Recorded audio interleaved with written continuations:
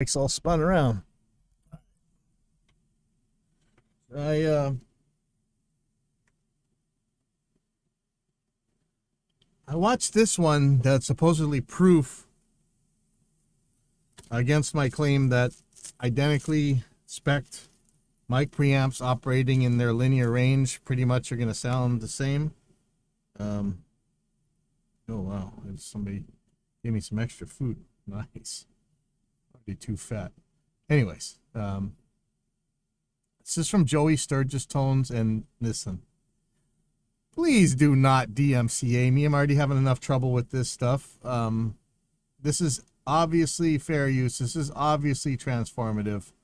Come on. So, if you don't know my stance, people make a lot of claims about magical mic preamps and how different they are, and then when you actually go and test them, the golden ears can't tell the difference between the cheapest, crappiest ones, allegedly crappiest. They actually end up picking one of the what they call the crappiest ones as their favorite one. So let's hope this is going to be tons of actual quantifiable stuff, not just weasel words like warm, bright, open, transparent, all that nonsense. Let's hope that this actually has some concrete measurements and everything else on it. So let's see what's going on. Just don't want to. I am poisoning the well already. Let's see what's going on. Here we go.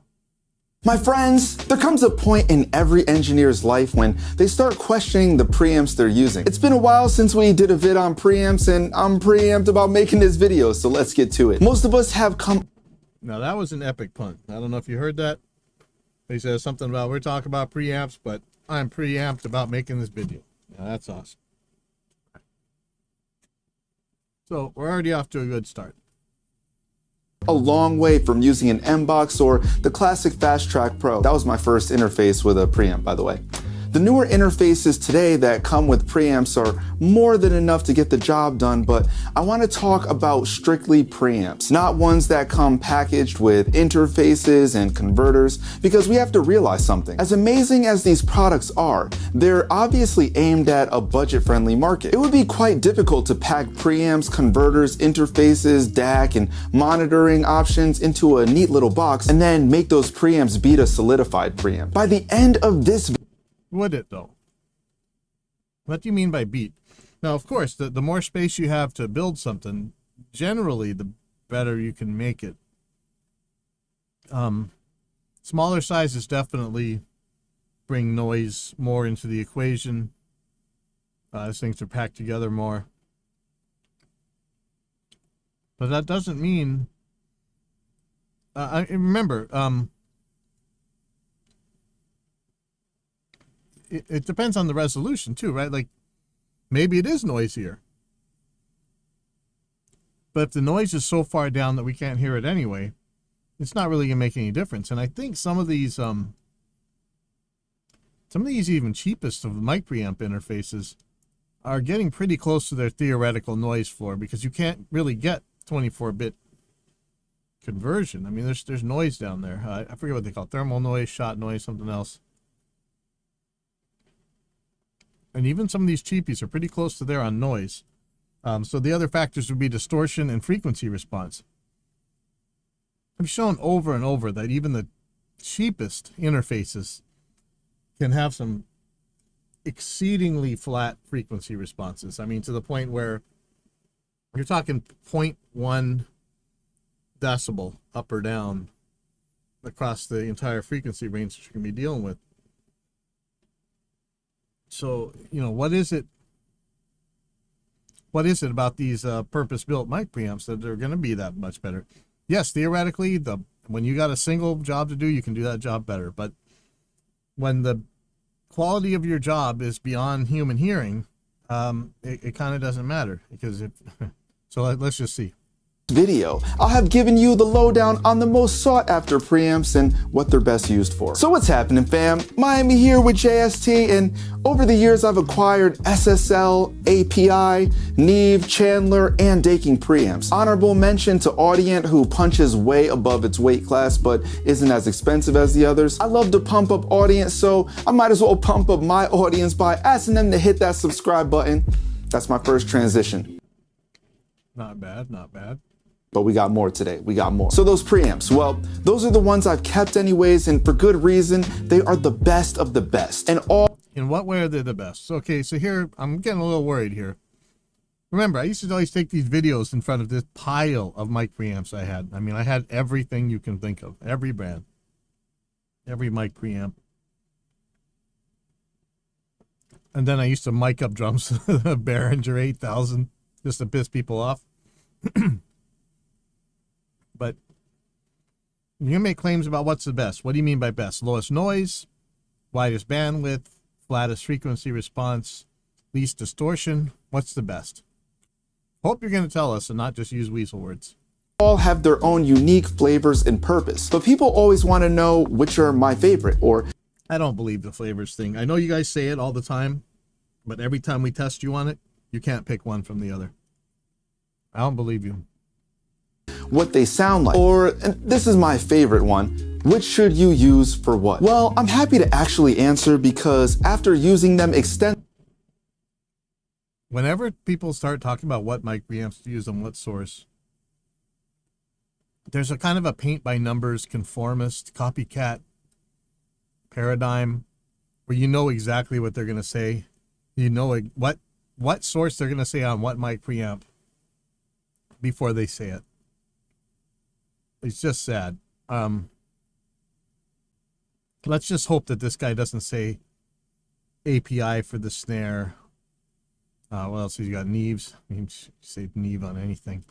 But almost guaranteed, if the paint by numbers guys will definitely say API for the snare. And it's funny nowadays because back in the day, everybody hated the SSL consoles, the mic preamps and stuff. They wanted to record on a Neve.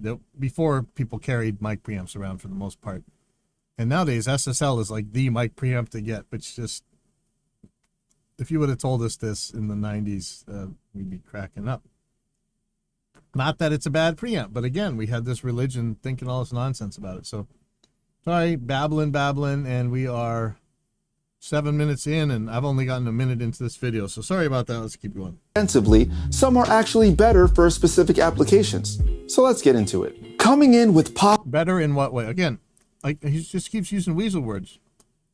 for what? Well, I'm happy to actually answer because after using them extensively, some are actually better for specific applications. So let's get into it. Coming in with possibly the most legendary preamp of all time, the Neve 1073. I'm looking at that little guy over there. Let's take a listen to this beauty real quick.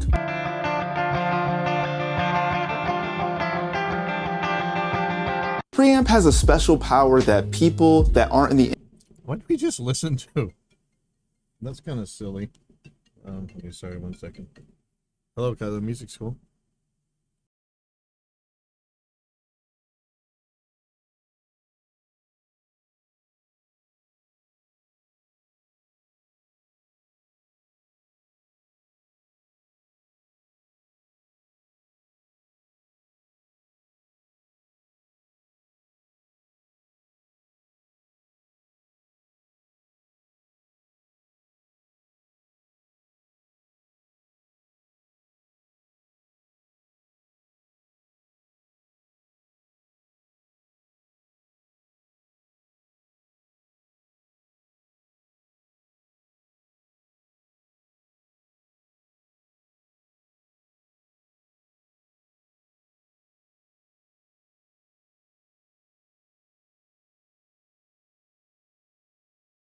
All right, sorry about that. This is the real world. Keeps going. Here we go. industry don't know. When you're a studio looking to get into the commercial category and want to rent your room out, the 3 most requested pieces of gear are a Neumann U87, a CL1B, and a Neve 1073. Just for this reason, The CL1B? I don't think so. But I say this all the time. I used to keep an Avalon mic preamp around just because of the rap idiots they insisted on that mic preamp. They can't tell the difference. You don't even have to turn the thing on, but they just always ask if you got an Avalon 737 or whatever. And so we'd keep one around. So yeah, if you're in a studio where your job is to sell hours and nothing else, definitely have what your clients want. That's kind of crazy. They're talking about a TubeTech CL1B, but whatever. I'm not gonna I don't know what people do now. They clip drums, so who knows? Kids are crazy now. This might be your smartest choice for getting a big boy preamp. But let's talk about the actual characteristics of the preamp, because some of us are sound engineers that actually care about how this stuff sounds. Okay, we're 2 minutes 25. He's talking about sound engineers who care about how things sound. Hopefully now, finally, with 1/5 of the, or sorry, yeah, 1/5 of the video already gone, we're going to actually get into some specifics Over the perception specific gear gives off. So Neve 1073 preamps are associated with having an airy high end, a full low end, and present mid range. Okay. So I don't have to tell you, that is absolutely word salad, nonsense, garbage. An airy high end. Oh yeah? What units do we measure that in? A full low end as opposed to what? A high pass filter? And a present mid-range. What does that mean? Now, let's just Google. And I know this could be wrong, and back in the day, everybody lied about this crap anyway. But let's just see. Frequency response 1073. Okay. See if we can find a image. Here's sound on sound. I don't know what this is. Is this an actual... What am I looking at? Neve 1073N. This may be like a product. This is Neve's own 1073. Oh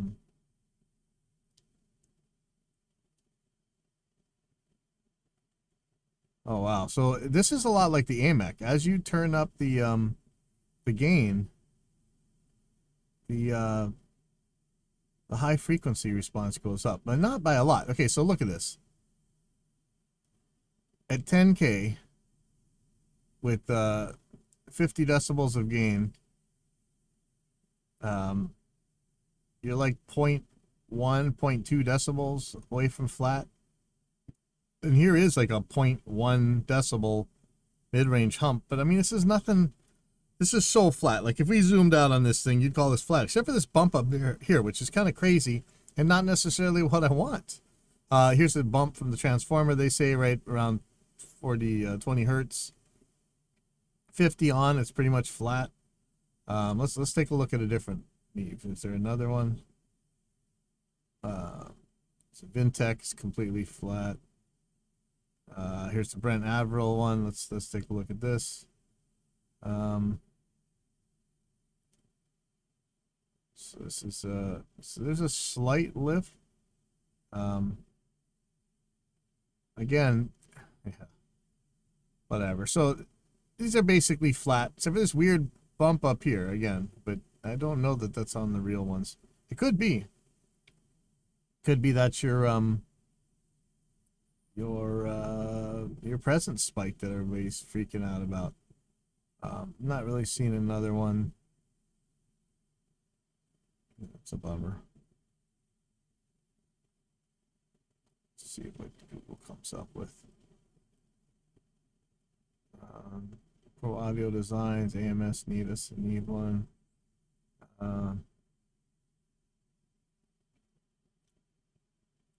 Yeah, here's a Heritage Audio one that everybody talks about.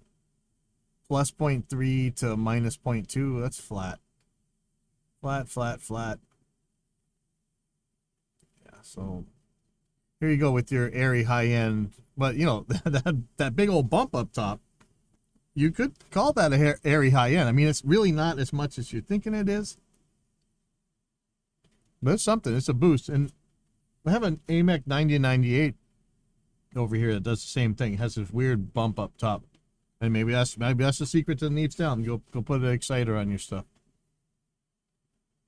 But notice we don't get any numbers or anything like that. We just get weasel words. Literally hitting all of the marks. And this would make sense because the OG 1073 had a 3-band EQ that made it possible to alter those 3 areas to your liking. Also has one of the best high pass filters you can use to cut off your subs, but why would I ever want to cut off my subs? And if you aren't subbed yet, make sure to hit that sub button, tap the bell, and give it a like if you're This guy's clever.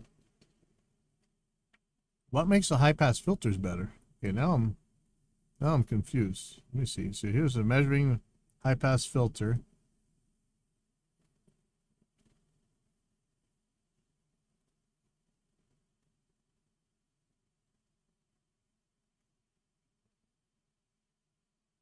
Why is this the best one ever?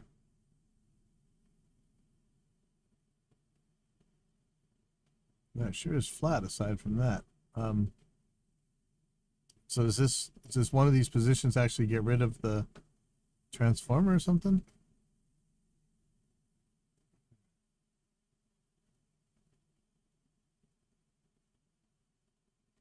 Interesting. Enjoying this video. My transition game is crazy and has leveled up. These characteristics lead to it being amazing on pretty much anything, but specifically vocals, overheads, and full-bodied bass. Up next is one of my favorite preamps ever made, the API 3124, or 312 if you want the solo. Let's take a listen to this as well. What are you hearing? What was the original? I don't get it. What are we hearing? This preamp has a faster transient response than Neve and has the most pronounced mid-range of the legendary ones. This actually brings up a really good point as to why recording on a console has a particular sound, because all the preamps have the same transient response and everything is working in unison. When you have different preamps on different sources, there's no way they're going to work together as well as preamps that have the same exact design. The API, as I said, is the most famous for its mid-range, so it kills on bass and drum shells. This is also due to the fact that it has the fastest transient response, so anything with tons of transient information is going to do well with this preamp. I don't absolutely... All right.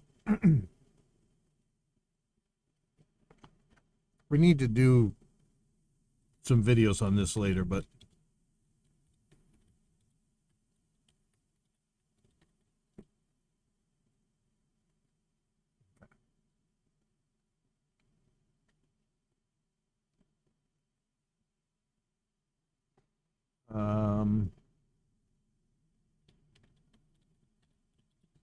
really want to see it on a preamp.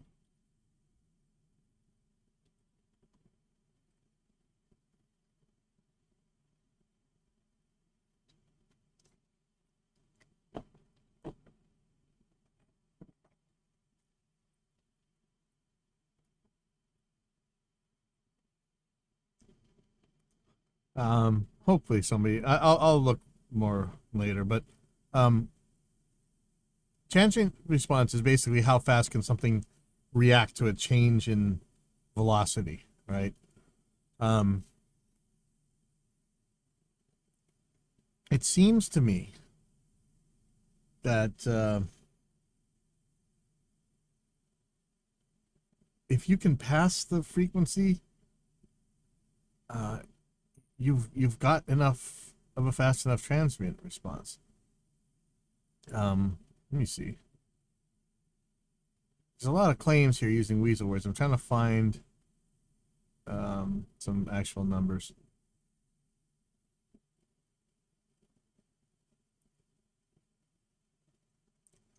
Yeah, Nika Aldrich says a box's transient response is directly tied to its frequency response. That's what I'm thinking.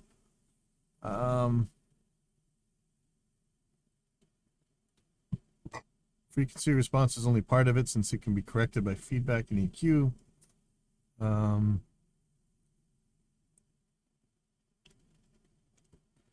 Limited bandwidth is not necessarily the prime issue. Time domain phase characteristics are more important. Now somebody speaking to Nika. Nika says back, we need to see where Nika is lately.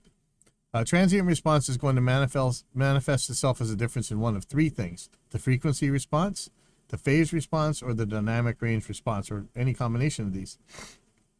If the frequency response between two boxes is identical, then the only remaining area for an effect is either the phase response or the dynamic range response.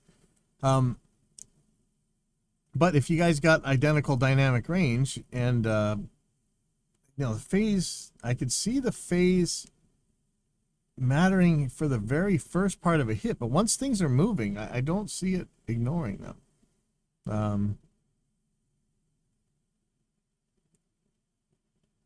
So let me see if there's a little bit of talk. Phase and, so this is Nika again. Phase and frequency can be completely decoupled. I can create two waveforms with identical frequency content and different phase content. I can create two waveforms with identical phase content and different frequency content. I cannot create two waveforms that have identical frequency and phase content but are different. If two boxes have different transient responses, then that will manifest itself either in frequency or in phase. If not in frequency, then in phase. If not in phase, then in frequency.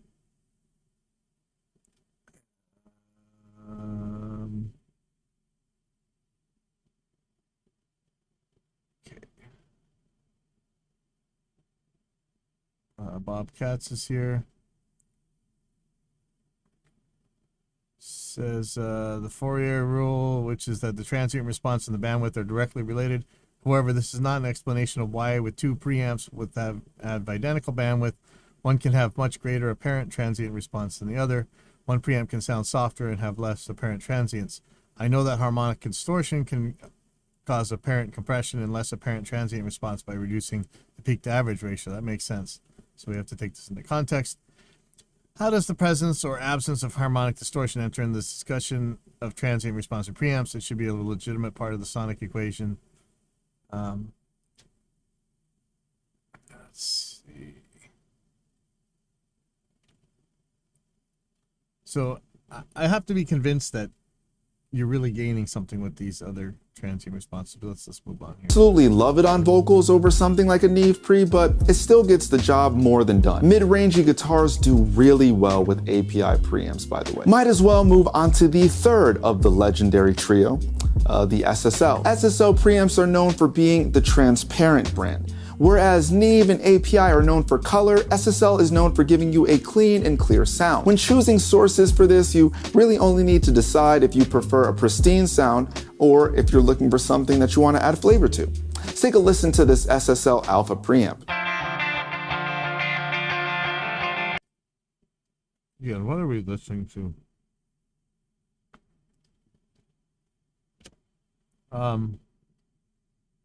I would bet really any of my gear that this guy wouldn't be able to pick one of these mic preamps for another. Maybe the Neve if it really has that boost up top, but if we were doing something like a guitar or something, I doubt it. This just seems like nonsense to me. I'll keep going with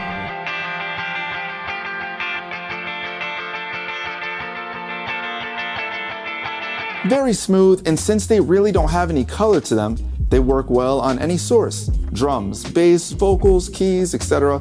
all will be very true to form. They're also a bit cheaper than the other two legendary preamps, so if you just want something that's pretty affordable and you like to add your color in the box, this might be the one for you. Moving on to one of my favorite preamps of all time, the Chandler Germanium. This is without a doubt a preamp that you're either going to love or hate. I love it. It is the most analog sounding preamp in my opinion, and I would define this as having a very round low end, extremely creamy mid-range, and a Neve-like air depending on how you set the preamp. Let's take a listen to that.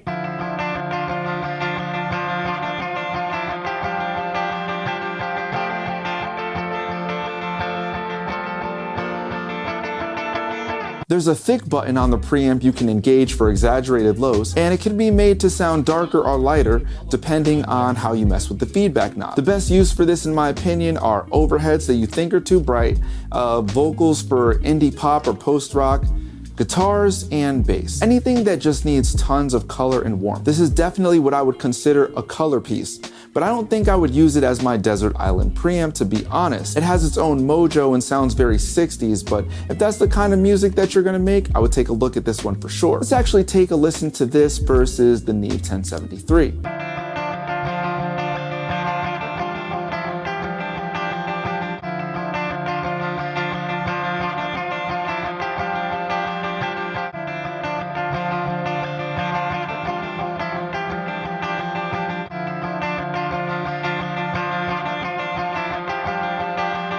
Let me know what you think about those differences in the comments. We talked about SSL, so I want to mention what I consider is its little brother. The Audient preamps remain very much a slightly warmer SSL at a cheaper price point. I wanted to add this into the bunch because I wanted to make sure that there was an affordable option out of all of these very Sorry, had somebody come in and talk to me, but I doubt I missed anything. Let me catch up. Very expensive preamps. Let's take a listen to that now versus an SSL preamp.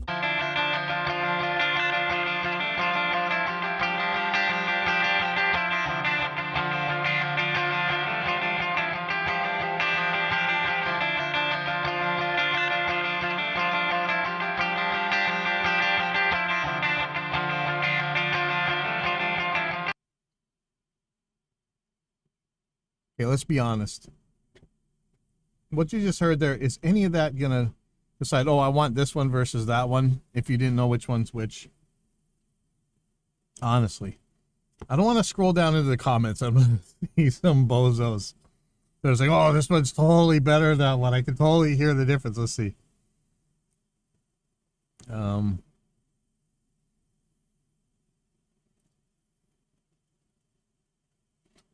Great video. I have the Chandler TG2, which is a bit more modern sounding to me than the Germanium. That sounds awesome on vocals and guitars.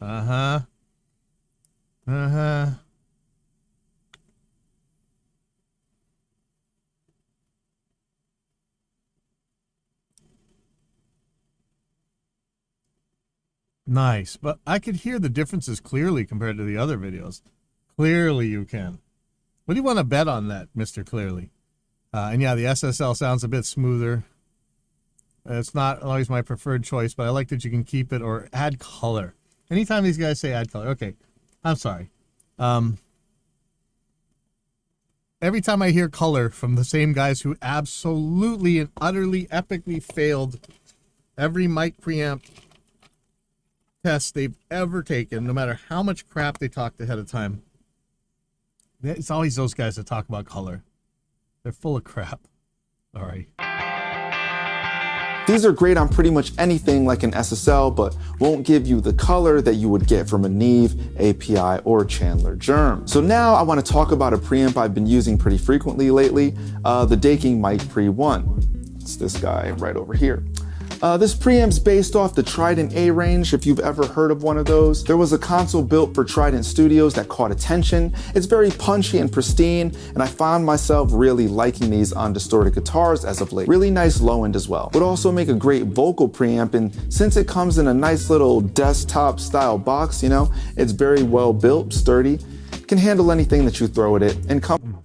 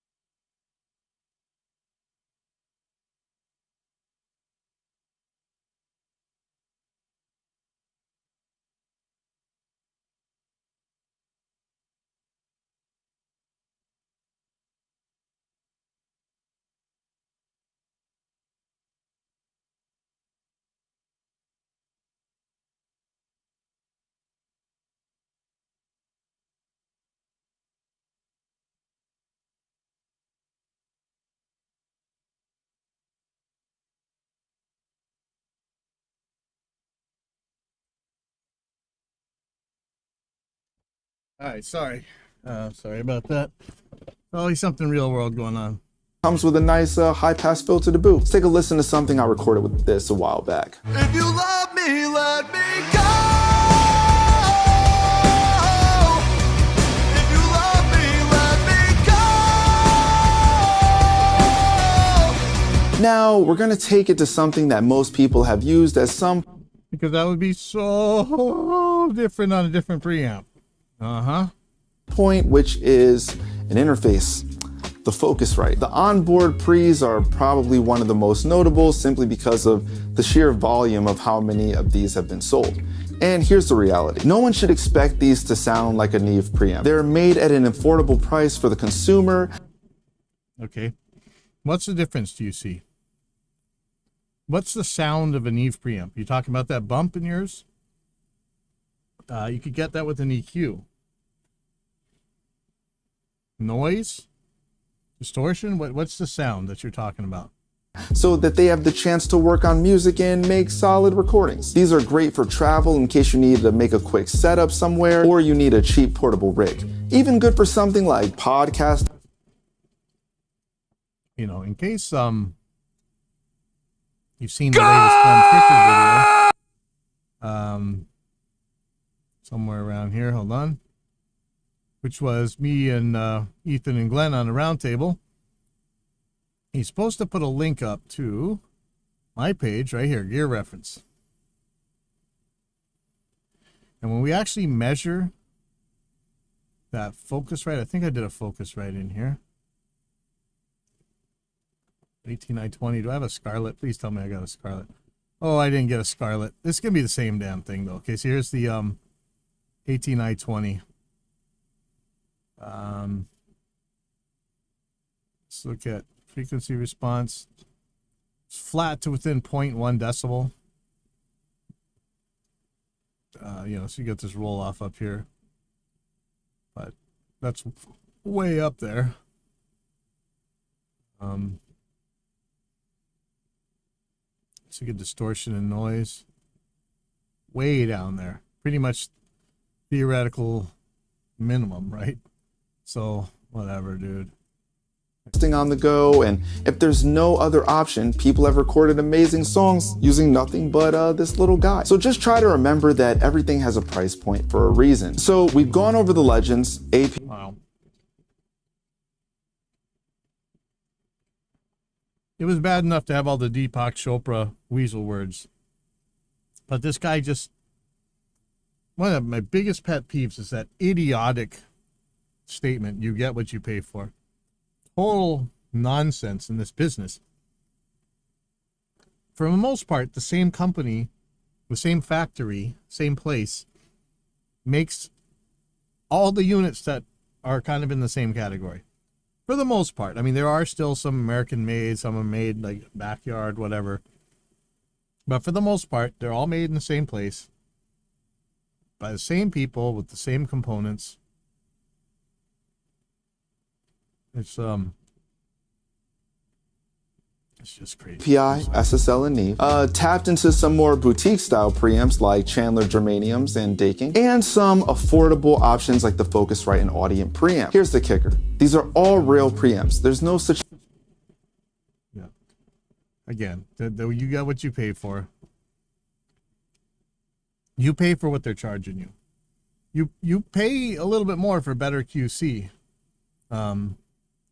But it's still going to be pretty light. I know Behringer kind of skates that line a little bit, but like when we're talking about guitars, think about the amazing guitars that are all built in the same factory.